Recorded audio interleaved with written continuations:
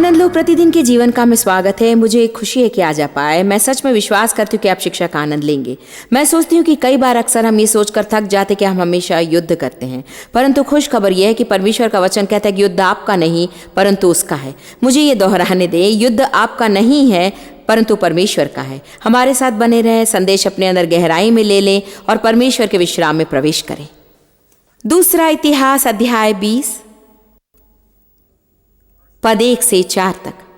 इसके बाद ऐसा हुआ कि मोआबी और अम्मोनी कुछ मुनियों के साथ मिलकर यहोशापात से युद्ध करने आए। तब कुछ लोगों ने आकर यहोशापात को बताया, समुद्र पार अर्थात सीरिया देश से एक बड़ी भीड़ तुझ पर चढ़ाई करने को आ रही है और देख हसासोन तामर अर्थात एन गदी में है। आइए बस कहें कि यहोशापात को बुरी खबर मिली। क्या हुआ है कि जब आप अपेक्षा भी नहीं करें आपको बुरी खबर मिली और अचानक उस दिन उसने आपके आसपास की सारी बातें बदल दी। या आपको ऐसा कुछ पता चला जिसके विषय आप सोच रहे थे कि आपको पता न चले। कई बार मैं सोचती हूं काश आपने मुझे ये नहीं बताया होता, क्योंकि जितना कम आप जानते हैं उतने आप अधिक खुश होते हैं। मैं हमेशा उनमें से एक थी जो सबको जानना चाहती थी, परंतु अब मैं आशा करती हूं कि इतना अधिक ना जाने। तो यहोशापात ने बुरी खबर पाई। उसे सुना कि युद्ध होने वाला है, उसके शत्रु उसके विरुद्ध आए हैं और उसने वही किया जो हम करते हैं। वचन 3 फिर यहोशापात डर गया, वो डर गया, परंतु उसने अगली बात वही की जो हम सबको करना चाहिए और हम उसे हमेशा नहीं करते। वो परमेश्वर को खोजने लगा, निश्चित रूप में बड़ी जरूरत को जानकर। अब ये सच में बहुत ही अद्भुत संदेश है, क्योंकि वो कहता है उसके शत्रु अचानक उसके विरोध में आए। उसने बुरी खबर पाई, डर आ गया और अगली बात उसने की, उसने कहा मैं परमेश्वर को खोजूंगा। आपको इसे समझना होगा, क्योंकि कई बार हम क्या करते हैं जब हमारे शत्रु आते हैं, डर आता है और हम कहते हैं मैं क्या कर सकता हूं। अपने मित्र को फोन करते हैं, आप क्या सोचते कि मुझे करना चाहिए? यदि आप मेरी जगह होते तो क्या करते? मैंने सुना कि 1 साल पहले आपकी यही समस्या थी, आपने क्या किया था? सिंहासन के पास जाएं, फोन के पास नहीं।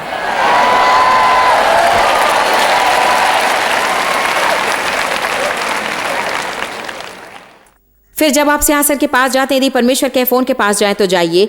कई बार हमें जरूरत होती कि लोग हमें प्रोत्साहित करें या हम किसी और से वचन को प्राप्त करें। लोगों के पास जाना सदा गलत नहीं, क्योंकि परमेश्वर लोगों के द्वारा काम करता है, परंतु पहले परमेश्वर के पास जाएं। पहली बातों को प्राथमिकता देने के सिद्धांत में काम करें, क्योंकि यदि आप सब बातों का पहला भाग परमेश्वर को दे तो बाकी सब काम करेगा। जब आप पूरी तरह थक जाएं तब परमेश्वर के पास न जाएं और कहें हाँ प्रभु मैंने सब कुछ कोशिश करके देख लिया और कुछ भी काम नहीं करता, तो क्या चाहता है कि मैं क्या करूं? परमेश्वर के पास पहले जाएं। कहें पहले। उसने उपवास की घोषणा की, वो बहुत गंभीर हो गया। उसने कहा मुझे ये बदलाव चाहिए, चाहे मुझे कुछ समय भोजन ना करना पड़े और परमेश्वर के साथ जाना पड़े तो भी। तो यहूदा के लोग यहोवा से सहायता पाने इकट्ठा हुए। वे यहूदा के सभी नगरों से यहोवा की दोहाई देने आए, अपने पूरे दिल से दोहाई देने लगे। मुझे ये पसंद है क्योंकि हमें प्रभु को खोजना है। कई वर्षों पहले मुझसे प्रभु ने बात की और कहा, जॉयस यदि मेरे लोग मुझे हमेशा पूरे दिल से खोजें तो फिर वे बुरी परिस्थिति में कभी भी नहीं गिरेंगे। उसने कहा कुछ कारणवश मैं उन्हें बुरी परिस्थिति में जाने देता हूं, क्योंकि केवल परेशानी में ही वे मुझे खोजते हैं। चाहे आप परेशान हो या ना हो, परंतु वैसे ही काम करें। परमेश्वर को ऐसे खोजे जैसे आप इस पृथ्वी पर सबसे परेशान व्यक्ति हो। मैं कहती हूं प्रभु मैं परेशान हूं, मुझे तेरी जरूरत है प्रभु, मैं तेरे बिना नहीं कर सकती। जब मेरी समस्या नहीं होती तभी मैं ऐसे वैसे ही कहती हूँ जैसे मैं अपनी समस्या के दिनों में कहती हूँ, क्योंकि मैं जान गई कि मैं एक परेशान स्त्री हूं और मुझे परमेश्वर की जरूरत है। वही मेरा आनंद है, मेरी शांति, मेरा बल, मेरी आशा, वही मेरा जीवन है, वही मेरा सब कुछ है। यदि वो वहां पर नहीं है तो मुझे हिम्मत हारने का कोई कारण नहीं है। उसके बिना जीवन का कोई अर्थ नहीं है। आपके अंदर परमेश्वर की जो जगह है उसे भरने के लिए आप कुछ भी नहीं खरीद सकते हैं। परमेश्वर का आपके साथ जो संबंध है उसकी जगह कोई और संबंध नहीं ले सकता। आप हमेशा भूखे और प्यासे रहेंगे। जब तक आपके जीवन में परमेश्वर के साथ सही संबंध नहीं होता तब तक आप हमेशा कुछ ना कुछ ढूंढते ही रहेंगे। मैं एक परेशान स्त्री हूं, तेरे बिना मैं कुछ भी नहीं कर सकती। मेरे अंदर मतलब मेरे शरीर में प्रभु कुछ भी भलाई नहीं है। मुझे तेरी जरूरत है प्रभु, मुझे तेरी जरूरत है। मुझे अकेले मत छोड़ एक क्षण के लिए भी नहीं। आमीन। मेरे जीवन में बड़ी बड़ी समस्याएं थी, तब मैं कई दिनों तक अपने जीवन में ऐसी ही प्रार्थना करती और मुझे ये सीखना था कि मुझे हमेशा ऐसा ही काम करना था। जब आप बड़ी समस्या में से होकर जाते हैं, तब जब समस्या है तब आप अपने विश्वास को मजबूत बनाने की राह देखना नहीं चाहते। आपको मजबूत रहना चाहिए। यदि हम मजबूत रहेंगे तो वो समस्या रास्ते के छोटे गड्ढे के समान होंगे, वो उस बड़े गड्ढे के समान नहीं होंगे जिसमें हम गिर जाएंगे। दूसरा इतिहास 20:12। यहां पर कुछ अद्भुत बातें हैं, परंतु मैं उनका अध्ययन करने में समय बिताना नहीं चाहती। वचन 12 में बहुत ही महत्वपूर्ण बात है जिसे हमें देखना है। यहोशापात ने परमेश्वर से यही कहा, हे हमारे परमेश्वर, क्या तू उनको दंड नहीं देगा? क्योंकि हम इस बड़ी भीड़ के सामने जो हम पर चढ़ाई करने आ रही है निर्बल हैं और हमें कुछ सोचता नहीं कि क्या करें, परंतु हमारी आंखें तो तेरी ओर हैं।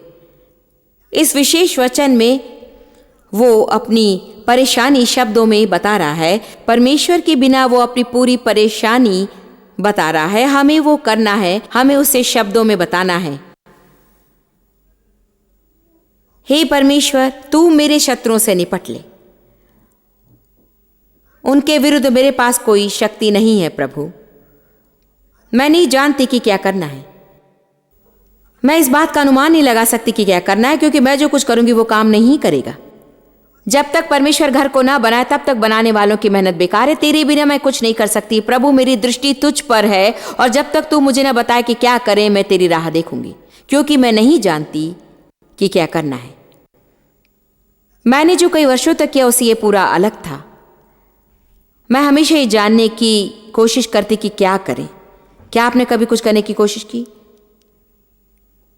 इसीलिए हम परमेश्वर से कहते हैं, प्रभु मैंने सब कोशिश कर ली है। प्रभु सुनिए कि आप ऐसी प्रार्थना करते, मैंने सब कोशिश कर ली है प्रभु। मैं जो कुछ करना जानती थी वो मैंने करके देख लिया है। मैं समस्या तो यह है कि उसका 99% परमेश्वर ने आपको करने के लिए नहीं कहा था।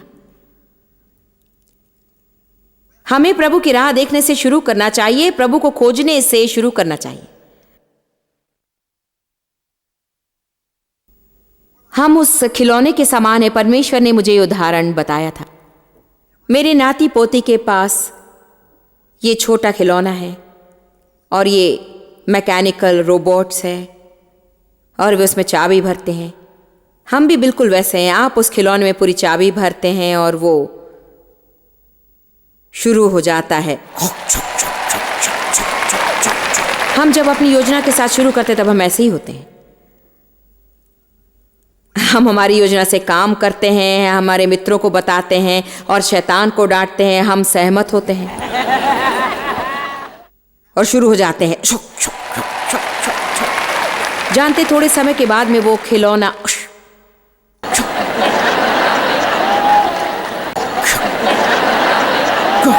गिर जाता है।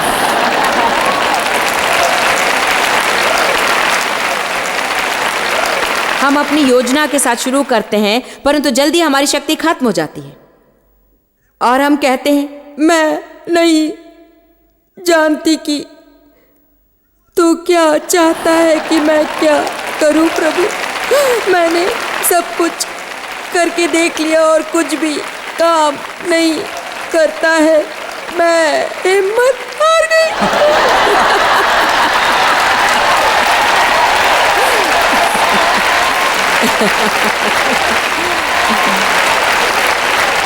लेकिन देखिए, जब परमेश्वर आपको कहते सुनता है कि मैं हिम्मत हार गई, वो कहता है सच में वाह, शायद मैं अभी कुछ काम करूं और कुछ समय के लिए कुछ करूं।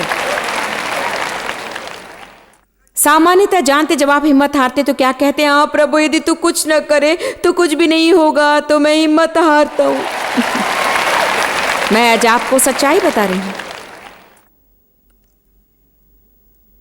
तो देखिए वचन 15, उसने कहा, है यहूदा और यरूशलेम के समस्त निवासियों और हे राजा यहोशापात सुनो, यहोवा तुमसे यूं कहता है, तुम इस बड़ी भीड़ के कारण मत डरो और तुम्हारा मन कच्चा ना हो, क्योंकि युद्ध तुम्हारा नहीं परमेश्वर का है।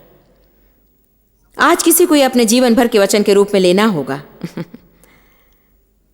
वचन 16, कल उनका सामना करने नीचे उतर जाना, देखो वे सीम की चढ़ाई पर से चढ़ाएंगे और तुम्हें घाटी के सिरे पर यरूएल के जंगल के सामने मिलेंगे। यहां तुम्हें युद्ध लड़ना नहीं होगा। हालेलुया। यहाँ तुम्हें युद्ध लड़ना नहीं होगा, अपना स्थान ले स्थिर रहे और प्रभु की ओर से अपना छुटकारा देखना जो तुम्हारे संग है। ओ यहूदा और यरूशलेम, मत डर और मन कच्चा न कर, कल उनका सामना करने जाना, क्योंकि प्रभु तुम्हारे साथ रहेगा। कई बार, खैर सबसे पहले हमें विश्वास की अच्छी कुश्ती लड़ना है। कई बार हमें वो युद्ध करना होता है जिसमें युद्ध करना नहीं पड़ता है। खासकर जबकि आपके शत्रु आपको घेर कर आते हैं।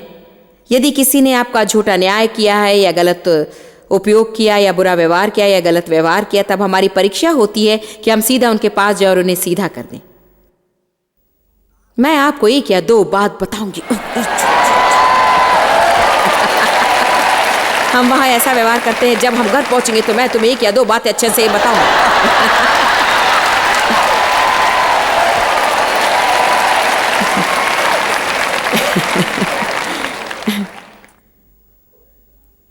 मुझे याद है मैंने किसी के विषय सुना था। मेरे कर्मचारी ने मुझसे कहा कि जो व्यक्ति हमारे साथ व्यापार करता है उसे उन्होंने रेस्टोरेंट में मेरे विषय बहुत ही अपमानजनक बातें करते सुना, और सच मुझे बहुत ही क्रोध आ गया। मैं लोगों को दर्शाने लगी, मैं परमेश्वर को बताने लगी कि क्या करूंगी। हाँ, बहुत हो गया, मैं उनसे लेन देन बंद कर दूंगी। यदि वो मेरे विषय से बातें करेंगे तो कोई व्यापार नहीं करूंगी। जब अंत में मैं शांत हुई, प्रभु ने कहा मैं तुम्हें बताऊंगा कि क्या करना है। सुबह लगभग 3 बजे जब मैं थक चुकी थी अपनी इस क्रिया में, कम ऑन, क्या आप सुन रहे हैं? हम बस अपने आप से भर जाते हैं। मैं ये करूंगी और मैं वो करूंगी और मैं फिर अंत में हम कहते हैं कि मैं थक रही हूं। प्रभु ने कहा तुम वही करोगी जिसका तुमने प्रचार किया। तुम उन्हें उपहार बेचकर अपने शत्रु को आशीष दोगी और तुम उनके लिए प्रार्थना करोगी और तुम उनके विषय कुछ नहीं कहोगी। तुम मुझ पर भरोसा करोगी कि मैं उनसे व्यवहार करूंगा। मैं करूंगा। कहिए मेरे प्राण शांत हो, प्रभु में विश्राम कर। ठीक है। दूसरा इतिहास 20:18। याद रखिए वचन 17 में परमेश्वर ने यहोशापात से कहा अपना स्थान ले, अपना स्थान ले, स्थिर खड़े रहे। मैंने हमेशा सोचा उसका स्थान था कि स्थिर खड़े रहना। कुछ वर्षों पहले परमेश्वर ने मुझे दूसरे इतिहास 20 में से एक अद्भुत प्रकाशन दिया, और यदि आप वचन 18 देखिए, कहता तब यहोशापात ने सिर झुकाकर भूमि पर गिरकर दंडवत किया। वही उसका स्थान था, वो आराधना का स्थान था। अपना स्थान ले, मेरी आराधना कर। अपना स्थान ले, मेरी आराधना कर। सबसे ऊंचा स्थान उसके चरणों में है। आपको बाइबल में से चरणों का अध्ययन करना है। यह अद्भुत है कि कितने लोग यीशु के चरणों में थे। मरियम मगदलीनी उसके चरणों में थी। कोढ़ी ने उसके चरणों में गिरकर आराधना की। लोग उसके चरणों में गिर पड़ते थे। यीशु ने चरण धोए। क्यों? क्योंकि जब आप वो नीचे का स्थान लेते हैं, परमेश्वर की दृष्टि में वही सबसे बड़ा स्थान है, क्योंकि वो नीचे का स्थान नम्रता का स्थान है। कहता है मैं कुछ भी नहीं और तेरे बिना कुछ भी नहीं कर सकता हूं। मुझ में कुछ भी शक्ति नहीं, मैं तुझ पर आधारित हूं। परमेश्वर की दृष्टि में वो नीचे का स्थान सबसे ऊंचा स्थान है। वो नीचे का स्थान विजय का स्थान है। हालेलुया। मरियम मगदलीनी वो स्त्री थी जिसमें से उसने 7 दुष्ट आत्माएं निकाली थी। उसने आकर उसके चरणों के पास उसकी आराधना की और अपने आंसुओं से उसके पैर धोए, अपने बालों से उसके पैर धोए। बस उसके चरणों के पास बैठकर उसकी आराधना करती रही। और फरीसियों को अच्छा नहीं लगा यदि वो जानता कि उसे छूने वाली वो स्त्री कौन है और उसकी पृष्ठभूमि क्या है, तो वो उसके साथ कोई संबंध नहीं रखता। फिर उसने एक इत्र का पात्र लिया जिसकी कीमत 1 साल की मजदूरी के समान थी और उसने उसे उस पर उंडेल दिया। मरियम एक वेश्या थी, मुझे नहीं मालूम उसने वो इत्र कहां से पाया।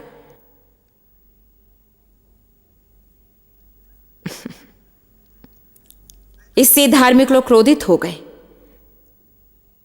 वे उसे उसके भूतकाल में रखना चाहते थे।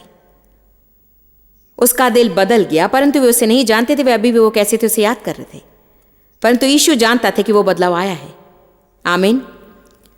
बाइबल वो खास हमें नहीं बताती कि वो 7 दुष्ट आत्माएं कब निकाली गईं, परंतु ये इस घटना के पहले हुआ होगा। आमीन।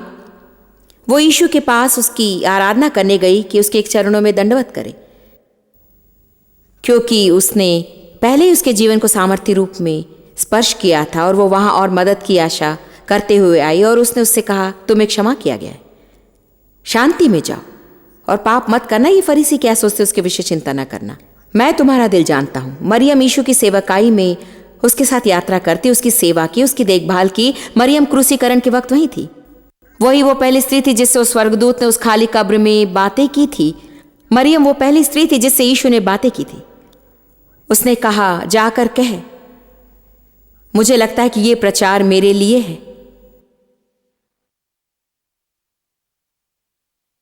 पहली स्त्री जिससे उसने बातें की, जाकर मेरे चेलों से कहे, वो पहली स्त्री थी जिससे उसने बातें की थी। क्यों? क्योंकि वो उसके चरणों में थी। आराधना उसे प्रभावित करती है क्योंकि वो नम्रता के स्थान को देख रहा है। वो उस व्यक्ति को देख रहा है जो कह सकता है कि मेरे पास उत्तर नहीं, मैं नहीं जानता कि क्या करूं, मैं मदद नहीं कर सकता प्रभु, केवल तू ही मेरी मदद कर सकता है। आप में से कुछ लोग ऐसे युद्ध करें जिससे आप तब तक कभी नहीं जीतेंगे जब तक आप ये सीखें कि उसके चरणों में रहकर कैसे युद्ध करें, जब तक कि आप न सीखें कि उसकी आराधना और स्तुति कैसे करें और उस काम को पहले ही करें जो वो आपके जीवन में करने वाला है, उसका धन्यवाद करें। विश्वास करें जब आप यहां पर हैं, परमेश्वर आपकी समस्या में काम कर रहे हैं। आमीन। वचन 18, तब यहोशापात सिर झुकाकर भूमि पर गिरा और यहूदा और यरूशलेम के समस्त निवासियों ने यहोवा के सामने गिरकर यहोवा को दंडवत किया। और कहातियों और कोरह वंशियों में से लेवीय लोग इस्राएल के परमेश्वर यहोवा की स्तुति अत्यंत ऊंचे स्वर से करने को खड़े हुए। तब उसने प्रजा के साथ सम्मति करके यहोवा की स्तुति गाने वालों को और ऐसे लोगों को नियुक्त किया जो पवित्र वस्त्र धारण करके सेना के आगे आगे चलते हुए यह कहे कि यहोवा का धन्यवाद करो क्योंकि उसकी करुणा सदा की है। वचन 22 को देखिए।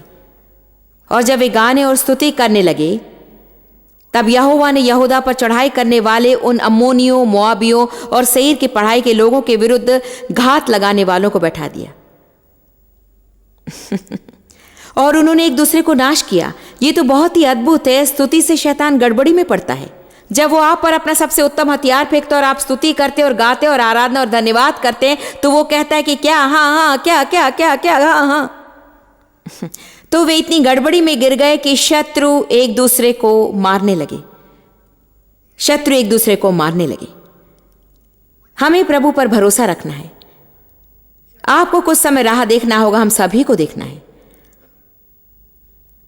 जब आपको कोई चोट पहुंचाता है तब आपको कुछ समय राह देखना होगा कि परमेश्वर आपका रक्षक हो, और जो आप राह देखते हुए करते हैं वही परिणामों को निश्चित करता है।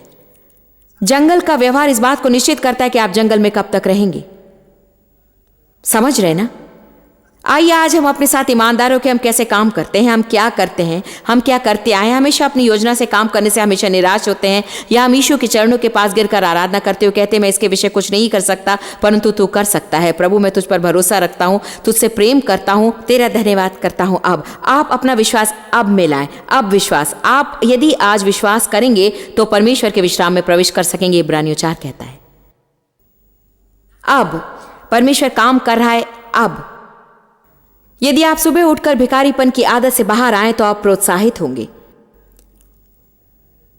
विश्वास करने की आदत में आना कि वही पुरानी बातें, प्रभु कृपया कृपया कृपया, प्रभु कृपया, प्रभु तुझे मेरे बच्चों के विषय कुछ करना होगा। प्रभु यदि ऐसे ही चलता रहा तो मैं कुछ नहीं कर सकता, और प्रभु यदि तू मेरी नौकरी में मुझे बदलाव ना दे तो मैं कुछ भी नहीं कर सकता हूँ।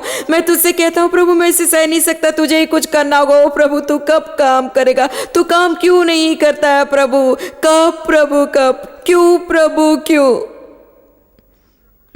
ये भिखारी की आदत है। जानते हैं विश्वासी की क्या आदत होती है? प्रभु तेरा धन्यवाद कि तू मेरे जीवन में काम कर रहा है। तेरा धन्यवाद तू मेरे बच्चों में काम कर रहा है।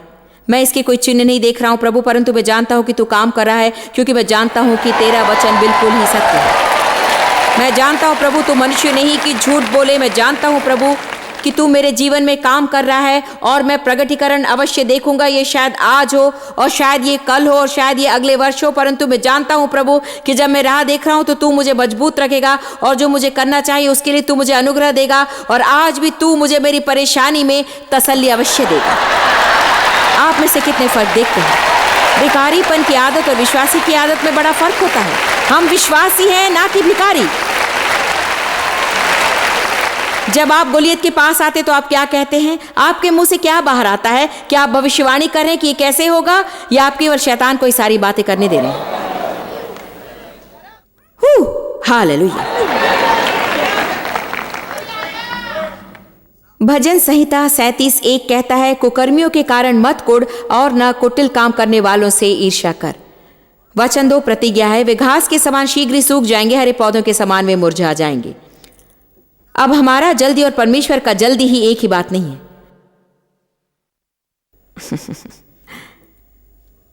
प्रभु कभी देरी नहीं करता, परंतु मैं आपको अपने अनुभव से बता सकती कि वो कभी जल्दी भी नहीं करता है।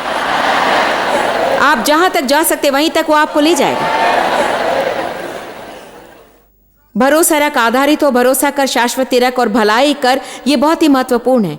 वचन 3 में पहला वाक्य सचमुच बहुत ही महत्वपूर्ण है। वो कहता है प्रभु पर भरोसा रख, और दूसरी बात करने के लिए कहता है प्रभु पर भरोसा रख, और जब तुम प्रभु पर भरोसा रख रहे हो तो भलाई करो। प्रभु पर भरोसा रख, और जब भरोसा रख रहे हो तो बीज बो और दूसरे के जीवन में आशीष हो, क्योंकि आप केवल परमेश्वर पर भरोसा नहीं रखोगे, परंतु आपको अपनी फसल के लिए बीज भी बोना है। जब आप अपनी विजय के लिए प्रार्थना करते हो तो आप अपने परिचित व्यक्ति के लिए भी प्रार्थना करें जिसकी समस्या है। जब आप प्रभु पर भरोसा रख रहे हैं कि आपकी आर्थिक परिस्थितियां बदल जाए, तो आप अपना कुछ धन और किसी और के लिए आशीष हो जाएं। अच्छी बात है ना? प्रभु पर भरोसा रखें और भलाई करें, आशीष हो जाएं। हर रोज उठकर ये निर्णय लें कि आज आप जहां भी जाएंगे वहां आशीष होंगे। यह आपके जीवन का सबसे उत्तम निर्णय होगा, क्योंकि परमेश्वर ने हमें भीतर भरने के लिए नहीं बुलाया, उसने हमें बाहर पहुंचने के लिए बुलाया। वो चाहता है कि हम बाहर दूसरे लोगों तक पहुंचे और हमेशा अपनी समस्या का हल निकालने की कोशिश ना करें।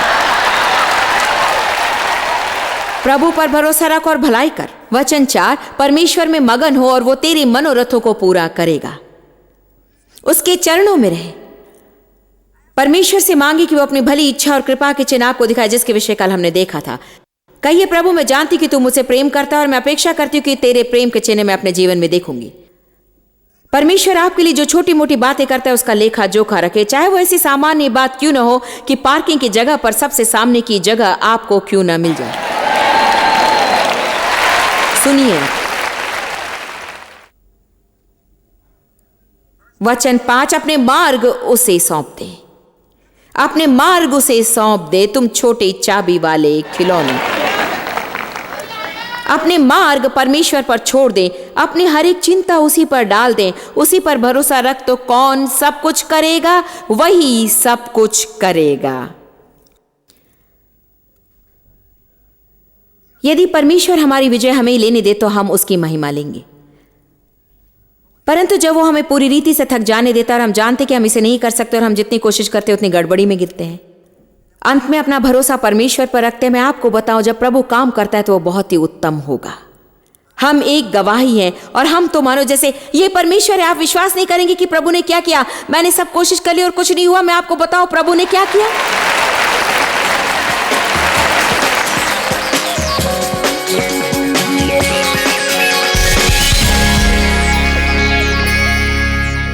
आराधना युद्ध जीतती है, हमारी स्वाभाविक योजना या हमारे उत्तम विचार नहीं। आप परमेश्वर की आराधना करने में अधिक समय और खुद की शारीरिक सामर्थ्य में कम समय बिताने के द्वारा अधिक समय बचा सकते हैं।